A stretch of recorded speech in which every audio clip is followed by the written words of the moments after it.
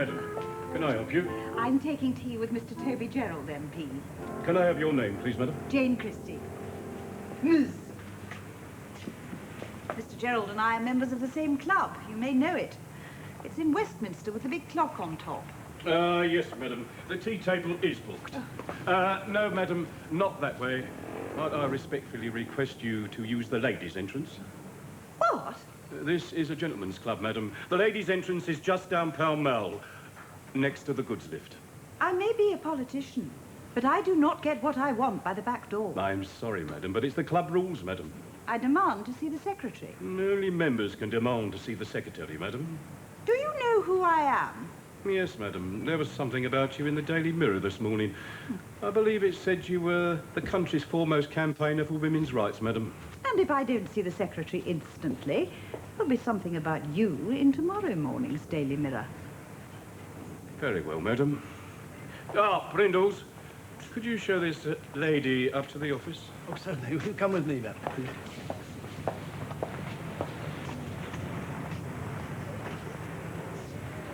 Arthur. Oh, yes, well, perhaps we'd better go this way, madam. The ladies' stairs are a little awkward. Sir Winston took a terrible tumble down them when he missed his way after a club dinner, madam. What do you do? Oh, I'm the wine steward, madam. Oh, heavy workload, I expect. Do you like it? Oh, yes, madam. After all, it's my club as much as the members', isn't it? What do they pay you? Oh, we're not allowed to talk business in the club, madam. The secretary, madam. Well, this is a step in the right direction. I'm Anne Frobisher, the Assistant Secretary. I'm afraid Wing Commander Brown, the Secretary, is on leave. Oh, well, I expect you know all about me. I did see your picture in the papers. Oh, my divorce. Why the sex lives of MPs and the royal family arouse interest second only to the mating of pandas, I fail to understand. Would you like a drink? Oh, thank you. You must feel like Joan of Arc. On the contrary, I understand that the Albany has been sensitive to women's liberation since the suffragettes smashed the windows in 1908. Oh, come, Miss Frobisher. The Albany's as anti-feminist as the Masons, the Jesuits, or the Pavilion at Lord's. Well, not at all. We admit lady guests for lunch, tea and dinner. There's a beautiful ladies' dining room with flowers and pink tablecloths. Accessible not through the members' entrance, but through a ladies' door next door to the dustbins. I'm sorry, but the club rules Are antisocial. And I am here today to do something about these chauvinistic bastions in St. James's, gentlemen's clubs, gentlemen's Kremlins, and don't begin to apologise for them, because I intend to start by taking the Albany to court under the Sex Discriminations Act. But you can't. It's a private club. Is it? I'll bet that all that salmon, pheasant, port and champagne ends up on somebody's expense account. Clients delight in being entertained in this posty atmosphere. The Albany is a business club just like the Rotary. Talking business is strictly forbidden. As your wine steward's already admonished me. Be realistic. Business is done in gentlemen's clubs like money changing in the temple. If you get the biblical illusion. I am a vicar's daughter. Any business person's club that excludes women is not only illegal, it's ridiculous. I expect your members don't even believe in mixed bathing. The clubs are only for gentlemen to enjoy themselves in without the bother of being polite to ladies, or often to each other. Nonsense. Anyone who aims to be someone uses them like public schools and Moss Bros. I can only apologise and promise to raise the matter with Lord Cotswold, the club chairman. Very sensible of you. How do you find the champagne? It's vintage, isn't it? I'll escort you to see Mr. Gerald.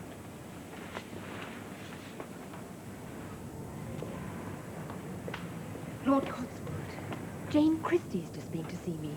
She's threatening to prosecute us under the Sex Discrimination Act. Oh, really? Do you know what our former member Thackeray once said? Shakespeare and Raphael never invented anything to equal champagne and oysters on a hot day, which marks him as a most sensibly sensuous, typical London clubber. She is the newspaper's favourite MP. And here comes the newspaper's favourite judge. Afternoon, Elliot. Afternoon, Cotters. Busy day? Yes, rather. I've just handed out 84 years of imprisonment. I do hope the poor chap lives long enough to do it. Oh, they shared it, I'm afraid. Hawkins, have Brindles fetch me some anchovy toast and tea and lavender. Yes, sir. And tea and muffins for me. Very good, my lord. I see you have a new novel out, George. How's it selling? Unnoticeably. Ah, I must buy a copy when it goes into paperback. Punch is not as good as it was. Nor's the Old Bailey, let me tell you.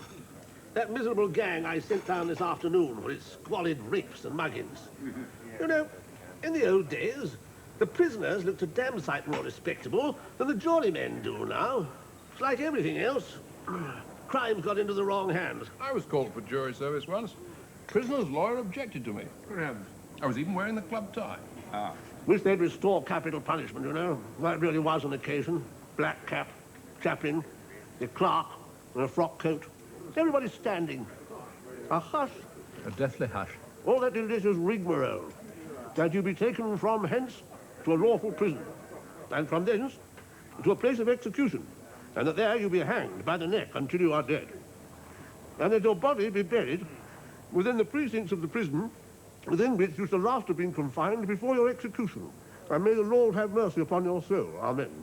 Elliot, could you equally pronounce on ladies becoming members of the club? We seem to be the latest victims of the newspaper's pet Tory MP, Jane Christie. That's what gentlemen's clubs are for, escaping from ghastly women like that. Oh, she's threatening to prosecute us under the Sex Discrimination Act. Sex Discriminations Act. Ah. Under Section 29, subsection 1, it is unlawful to discriminate against a woman if you offer facilities to the public. So we're safe being a private gentleman's club. Well, on the other hand, they add, or a section of the public. Now, that could describe our membership. I should enjoy hearing it argued before me by learned counsel. People are so touchy about their rights these days, even my gillies are getting uppish. When I was a young man, if a woman wanted to be liberated, I loosened her stays. Brindles, more anchovy toast. Good evening. My first guest tonight is a lady of whom it's been said no newspaper would seem complete without. She's been a tireless campaigner. Don't see young Barrett in the club much these days. Ever since he first joined the BBC, he's got rather above himself. Everything from ill-fitting children's shoes to demanding a ladies' lavatory in the crypt of St. Paul's. Ladies and gentlemen, Jane Christie. Jane, good evening. Now, I understand you've now taken on that most formidable of enemies, the Gentlemen's Clubs of St. James's. Well, you take a walk, Michael, down Piccadilly to St. James's Park. That's where the country is influenced, perhaps governed. Whites, Boodles, Brookses, the Athenaeum, even the RAC. Inside those ponderous buildings, businessmen, journalists, politicians meet over extravagant lunches and make decisions which affect the lives of ordinary, decent people. Important that you said the Bastilles along the bus routes of London must be stormed. They are clubs for gentlemen to do business with gentlemen. They flagrantly break, I believe, the Sex Discriminations Act. It's as against natural justice for men to exclude women from their clubs as from being buried in the same graveyard. Well, now, let me get this straight. You're campaigning so that the membership of these exclusive clubs may be broadened to include women? How right you are, Michael. And I have the backing of the feminist movement to pursue any London club which refuses to elect women through the courts to the House of Lords and, if necessary, to the European Court of Human Rights. But, with respect, do you think that you would enjoy being a member of a gentleman's club? I didn't ask if I would like it as a member of Parliament. To be elected, I saw, was my duty. But if you are elected, are you going to change the traditions of these clubs? Yes. Like most men, the members smoke, drink too much, and eat totally unsuitable meals of fat, chips and things. So I would declare the club a smoke-free zone, restrict the sale of alcohol, and insist on a healthy diet of whole foods. Oh, and of course I'd install a gym to make sure that the members get plenty of healthy exercise. And as you know, Michael, I do have a way of getting my own way. Can't stand that woman in the club. Even on television. Mr. Rollins Smith is elected. Professor Davenport is elected. Mr. Patel, not elected. Gentlemen, I don't usually comment on blackballing. It's a matter between members of the committee and their consciences, but Mr. Ramesh Patel is a, We ought to elect members who are. Have we a legal obligation to elect members who are? We have a moral obligation to elect members who are. When I was young, I had a lady friend who was, all over. Very dashing, it was considered. There's nothing in the rules against it. 2 black balls exclude. Sorry. But this is a liberal club in the widest sense. Gladstone, Disraeli. Yes, but none of them were... No, but Disraeli was, Yes, he was, wasn't he? It would be doing the decent thing, suggesting to our fellow members they might put up suitable candidates who are, well, I take that as approval. Next business. That soft toilet tissue be provided in the members' bog. You mean there are different sorts? They even come in delightful pastel shades, old boy. Always used the same bum paper since I left school. can't mean that. Perhaps members should be given the choice. Hard or soft? Like claret or burgundy at dinner. See to it, Miss Frobisher, please. Next. That the club should cease taking the Sun newspaper. Oh.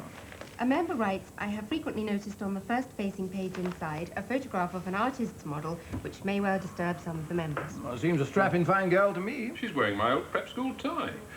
Should stimulate some old members. Stimulate some old members' memories. We can't censor the naked truth. Good Lord. She's not, Anything else? The conduct of a member. Oh. Not another member failing to adjust his dress before leaving the bog. It appears to be the conduct of a member's wife. A member complains that the aforesaid member's wife had written to his wife on club writing paper. Good. Further, she repeatedly referred to the Albany as my club. Remind the chap of the rule about pinching club property. I'll speak to his wife myself. Cotters, to paraphrase a motion passed by the House of Commons in 1780, the influence of ladies in the club has increased, is increasing, and ought to be diminished. Yeah. Cecil, we decided to admit ladies as guests. We've got to put up with them through thick and thin. It's like marriage. Yes, and we did wait till we had a queen on the throne before making dinner heterosexual. And until the Queen appointed a lady Prime Minister before we appointed lady waiters. Personally, I thought it a great mistake to have nippies in the coffee room in the first place. But now, of course... I'm only taking the meeting because the wing commander had to go to a funeral. Yes, the mortality among the gallant Winco's family and friends during the flat racing season is quite tragic. After all, this is a gentleman's club. This feminist nonsense is just a passing craze. Like the wireless. Lord Cotswold, would you prefer that I left the meeting? Gentlemen, I would like to say that I think we're very fortunate to have Miss Frobisher at all. Yeah. She has considerable experience in catering and hotel management, and is besides a very charming young lady who comes from an excellent family. To extinguish any remaining doubts, I propose, from the chair, a vote of total confidence in our new Assistant Secretary. Seconded.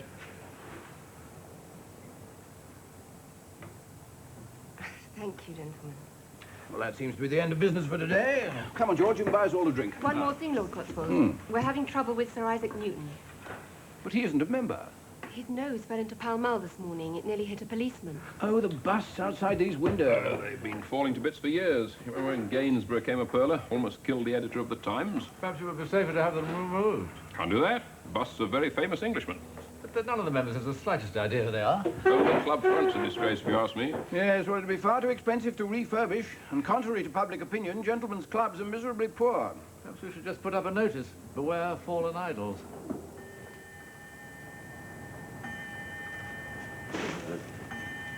Must be time for a scotch and soda. Very good, sir. Brindles, four fingers. Very good, sir. Important committee meeting, Elliot. Cotter's told us we need some ethnic members. What do you think? Interestingly enough, under the Race Relations Act, they count as women. You mean if we let black persons in, we have to let women persons in? On the one hand, yes. On the other hand, no. I would advise you to seek counsel's opinion. Why bother with lawyers, old boy? Here come our legislators hot from the House.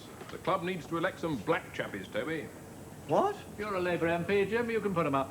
I think I'd like notice of that motion, George. Well, surely the Labour Party is the guardian of everything decent and honest, fair and proper in our society. Of course. But I've got to think of my constituency, Toby. Yorkshire's full of working men's clubs. They're exactly like this, only they have brown ale and blue comedians. I'd become very unpopular with some of my constituents if I got into the papers letting in down here what they want to keep out up there. If the British Empire come home to roost, what would Kipling say? My father took up the white man's burden, you know. He was a borough sahib. Mine was a borough surveyor. With the ICS. With the what? Indian Civil Service. Doesn't everybody know? When I was a boy, in Pune, we didn't have luncheon, we had tiffin. My father drank at Borough Peg. We sat on the veranda, wearing our solar topies, while the punko wallers toiled indoors. The British Empire spread education, the word of God, and cleanliness. Come off it, Toby. It was global conspiracy for making money out of the black buggers. Yes, well, that's what we like to think. The British vice of hypocrisy. Yeah, but it's a civilized vice. Look at the frightful trouble we get into when we tell the voters the truth. I must have a pee. Same as you. What?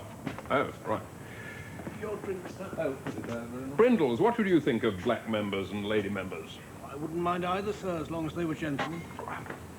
Brindles, champers and a scotch on the rocks for Mr. Sharp. Thank you. I'd have thought, old boy, that you drink Yorkshire Stingale. Me can't stand the muck. No, I think George and Aubrey are getting the weeniest bit above themselves. Go on. A little clique thinks it runs the club. Why, you know what clubs are, Toby. A collection of cliques. It's wanting to put up black members. They wanting to put up women members. I say, Jim, you'd like to join me in a little joke? Putting up Jane Christie for the club. Joke? Impossibility. Unless she had some grotesque operation first. No, listen. Rule number 1. The Albany Club is founded for social intercourse between the members, regardless of rank, political or religious persuasion, etc. The club shall consist of members elected by the committee. The members shall enjoy equally the facilities of the club. The members shall not leave the club with unpaid bills. The members shall not bring in dogs. You see? Members. There's not a word about gentlemen. The Albany never was a gentleman's club. There's no earthly reason why Gladstone and Disraeli couldn't have enjoyed a glass of port with Florence Nightingale and Charlotte Bronte. Ah, but what's the idea? Those two make the club look utterly ridiculous. Actually putting up Jane Christie will rub their noses in it, and good publicity for us. We'd be crusaders for women's liberation. Ah, that's even spread as far as Yorkshire. All right, should be a bit of fun. But what if she gets elected? Oh, I never thought of that. What is it, George? Aubrey, you're a decent chap. Many in the club seem to think so. I'm going to put up a black member. Wouldn't be anyone I know. Barbara Boki. What? Barbara Boki. Don't you read your Sunday papers? He's just written this magnificent novel, The Moon is Black. It'll win the Booker Prize. Maybe the Nobel. It's about initiation ceremonies in darkest Africa. You know, trials of manhood, female circumcision. How on earth could one do female circumcision? I expect Barbara Boki knows. He'd be enormously flattered being put up for the Albany. You know the fella. Well, only by reputation. Surely that's enough. Will you second him? Well, it would be doing the decent thing, I suppose. I'll have to ask him, of course. I'll invite him here for lunch. That'll set the cat among the pigeons. Or the crow among the cats.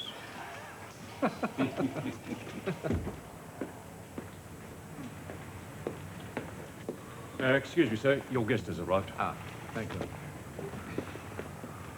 You knocked off early, old boy. Oh, yes, Tapp had the decency to plead guilty, so I gave him a sharp 12 years and toddled off for lunch. Brindles, Bloody Mary. Very good, sir. Afternoon, Herbert. Thursday. Tripe and onions day. You can smell it as it wafts up the back stairs.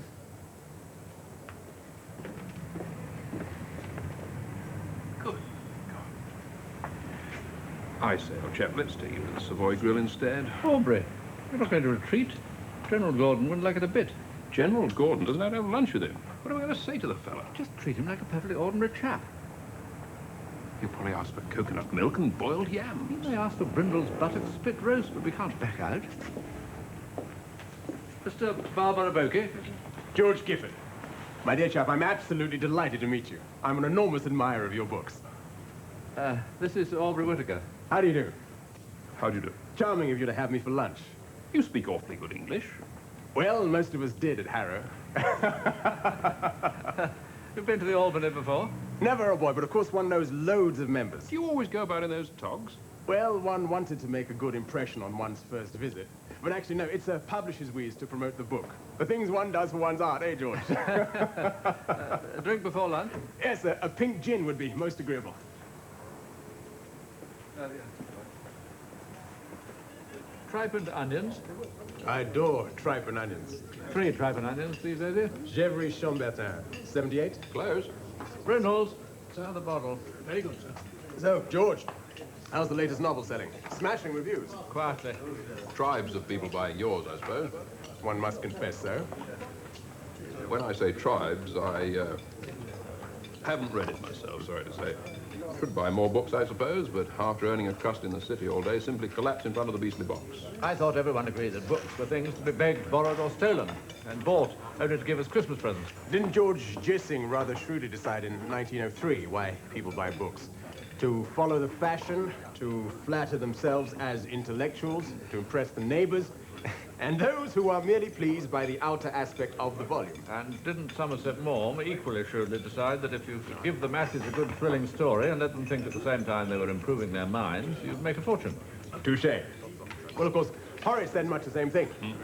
Omne tulit punctum cui miscuit utile dulci, lectorum delectando palataque monendo.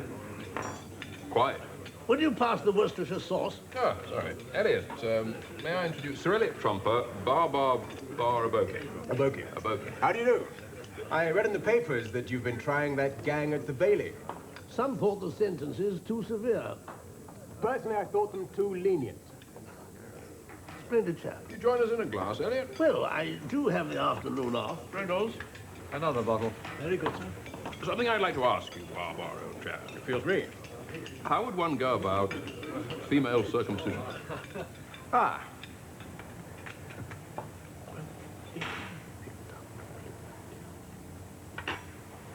Extraordinary. What was that? War 63. The war was over in 45.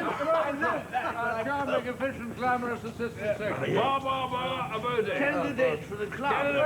Where's the book? Where's the book? Here it is. Where's the book? Yeah, there you are. Pen. Where's the pen? The pen. There you are, the proposer. Okay. Bar. It's actually simpler than it Bar, looks. Abode. No, B. I can't spell it. B-A-A-B. I can't spell it myself. Here, let me. I'll do it. No, I have to propose it. I know how to spell. He's proposing it. I know how to spell, but I'm proposing. Very well. Sir Elliot, you're not going back to the Old Bailey. Good God, no. Dreadful place. Just feel I can tell those pompous, dribbling, boring counsel exactly what I think of them. Not to mention those dim-witted, smelly-footed, ill-dressed jurymen, yes. And those mumbling, bumbling, lying witnesses.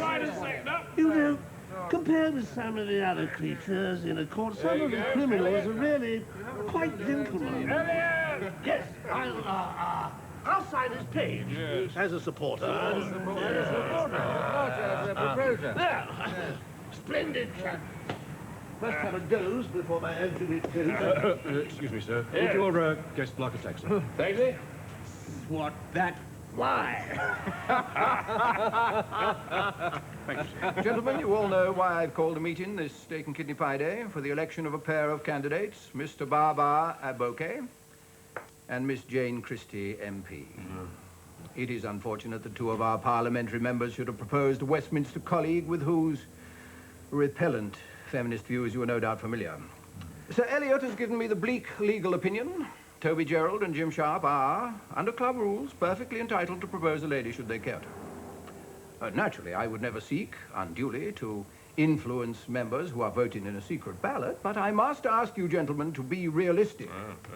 No, Miss Christie must be elected. What? If we blackball her, she vows to hound us through every court in the land. She has infinite financial backing, while we... What is the club's overdraft, Miss Frobisher? Oh, horrendous, Lord Cotswold. In short, gentlemen, we should become bankrupt and would have to shut. But, Cotter, if we elect that Harridan, it'll mean opening the club doors to a host of women like the first morning of a Harrod sale. Well, my dear George, there is this.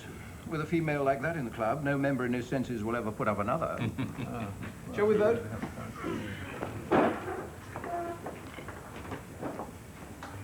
That woman will only be elected over my dead body. Which, if I may say so, Percy, may not be too far away. Yes, precisely. I don't care a monkey what happens to the club in the distant years. I shan't be here. It's a matter of principle. going to blackball her. So am I. Good. It'll be one in the eye for young Cotters. Outrageous.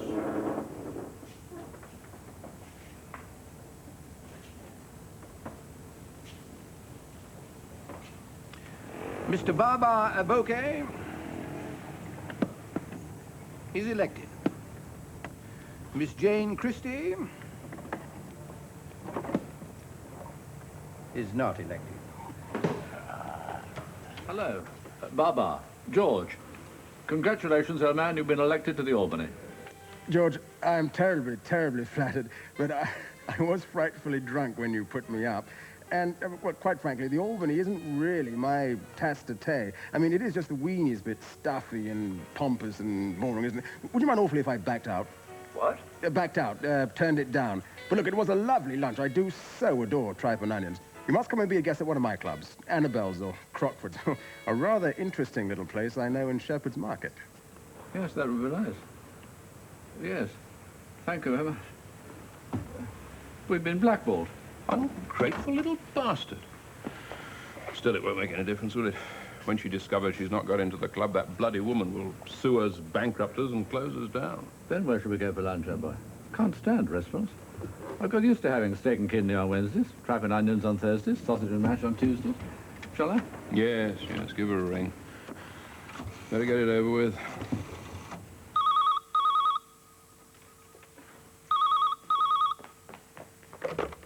Hello? Miss Christie, I'm a member of the Albany Club Committee. Bad news, I'm afraid. Not elected. Oh, dear, what a pity. Oh, by the way, I'm dropping my campaign against gentlemen's clubs. You see, I'm getting married again. Major General Bickley. Congratulations. You see, the General just doesn't want me to go on with it. He says it'll incite women to apply for his own club, and then he'll have to resign. And then where will he get his hair cut? You mean you're submitting to your husband's will? You just try doing something if the General doesn't want you to. Jane Christie's called off. What? She's called off. She's going to torment one gentleman instead of a whole club full of them. Brindle, champagne, we're not having ladies in the club after all. Oh, I am so glad, sir. Ladies are all very well, but we're in the right place. You mean the kitchen? Oh, no, sir. In the bedroom, sir. Oh. But never in the club. Brindles, champers. One in the eye for Toby. Yes.